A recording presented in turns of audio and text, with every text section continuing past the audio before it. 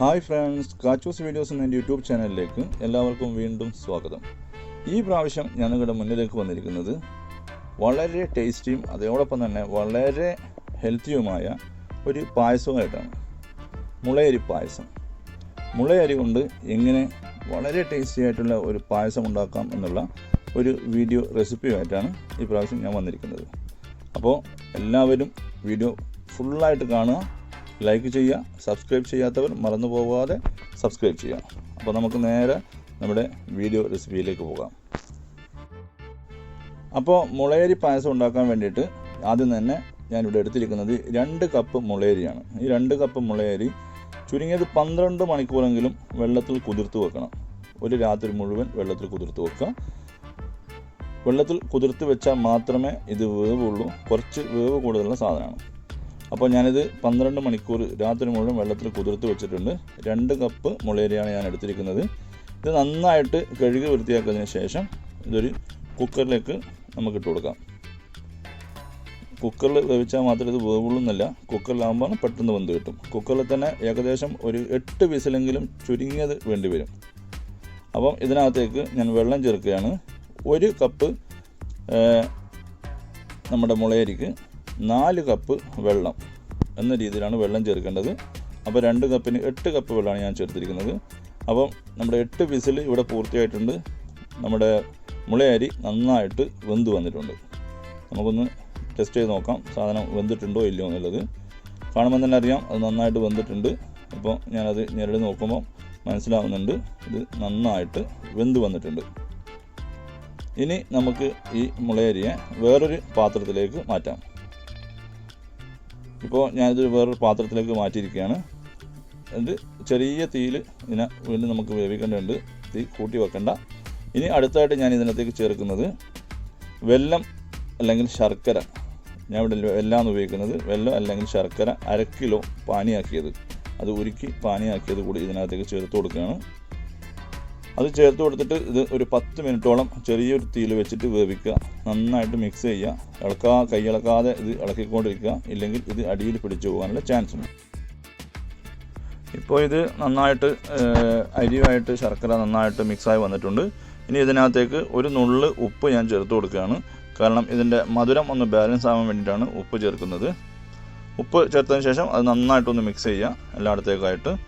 ഇപ്പോൾ 10 മിനിറ്റ് കഴിഞ്ഞിട്ടുണ്ട്. ഇനി ഇതിലേക്ക് ഞാൻ ചേർക്കാൻ വേണ്ടി പോകുന്നത് നേരത്തെ തയ്യാറാക്കി വെച്ചിരിക്കുന്ന തേങ്ങാപ്പാലുണ്ട്.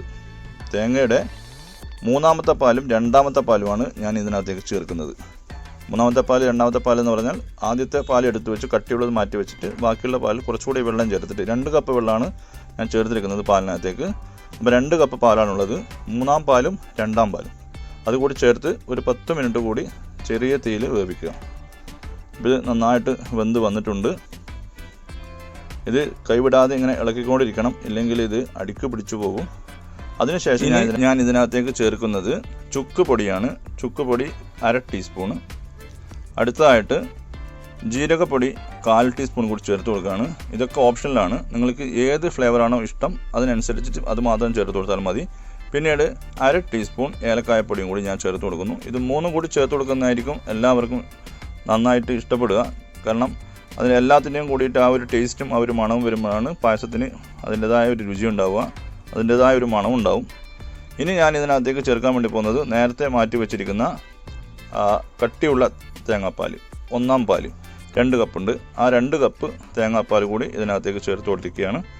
ഇനി ഒരു 2-3 മിനിറ്റ് കൂടി ചെറു തീയിൽ ഒന്ന് വേവിക്കാം. ചെറു തീയിൽ വേവിക്കുന്നതോടൊപ്പം തന്നെ നമ്മുടെ പായസം, മുളയരി പായസം ഇവിടെ തയ്യാറായിട്ടുണ്ട്. ഇത് ഈ പരുവത്തിലായിരിക്കണം ഇറക്കി വെക്കേണ്ടത്. ഇത് ഇറക്കി വെച്ച് കഴിഞ്ഞാൽ കുറച്ചുകൂടി കഴിയുമ്പോൾ കുറച്ചുകൂടി കട്ടിയാവും. അടുത്തതായിട്ട് ഒരു പാത്രം അടുപ്പിൽ വെച്ച് ചൂടാക്കുക. ചൂടായി വരുന്ന പാത്രത്തിനകത്തേക്ക് 1 ടേബിൾ സ്പൂൺ നെയ്യ് ചേർത്ത് കൊടുക്കാം. നെയ്യ് ഒന്ന് ചൂടായി വരുമ്പോൾ ഇതിനകത്തേക്ക് ചെറുതായിട്ട് അരിഞ്ഞ് വെച്ചിരിക്കുന്ന കൊപ്ര കുറച്ച് ചേർത്ത് കൊടുക്കാം. അതൊന്ന് മൂത്ത് വരുമ്പോൾ അതിനകത്തേക്ക് ഒരു 10-20 അണ്ടി, പശുവണ്ടി ചേർത്ത് കൊടുക്കാം.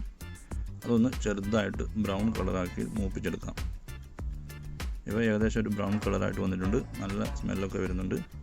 ഇനി ഇത് നമ്മുടെ പായസത്തിലേക്ക് ചേർത്ത് കൊടുക്കുകയാണ്. പായസത്തിന് നല്ല മണവും ഉണ്ടാവും, നല്ല ടേസ്റ്റും ഉണ്ടാവും. ഓക്കെ, ഇത് നമ്മുടെ പായസത്തിലേക്ക് ചേർത്ത് കൊടുക്കുകയാണ്.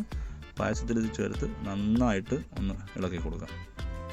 അപ്പോൾ ഇത് പായസത്തിൻ്റെ എല്ലാ ഭാഗത്തേക്കും ഒരുപോലെ എത്തുന്നത് പോലെ വേണം ഇത് മിക്സ് ചെയ്യാൻ വേണ്ടിയിട്ട്. അപ്പോൾ ഇത് നന്നായിട്ട് മിക്സായിട്ട് വന്നിട്ടുണ്ട്. ഇത് തണിയുമ്പോൾ കുറച്ചുകൂടി ഒന്ന് പായസം കട്ടിയായിട്ട് വരും, കൂടുതൽ ടേസ്റ്റിയുമാകും. അപ്പോൾ എല്ലാവരും ഈ ഓണത്തിന് ഈ പായസം ഒന്ന് ടേസ്റ്റ് ചെയ്ത് നോക്കുക, നമ്മുടെ മുളയരി പായസം. അപ്പോൾ നമ്മുടെ മുളയരി പായസം ഇവിടെ റെഡി ആയിട്ടുണ്ട്. വളരെ ആരോഗ്യപരവും അതേപോലെ തന്നെ ടേസ്റ്റിയുമായിട്ടുള്ള മുളയരി പായസമാണ്. അപ്പോൾ നിങ്ങൾക്ക് എല്ലാവർക്കും വീഡിയോ ഇഷ്ടപ്പെട്ടു എന്ന് ഞാൻ കരുതുന്നു.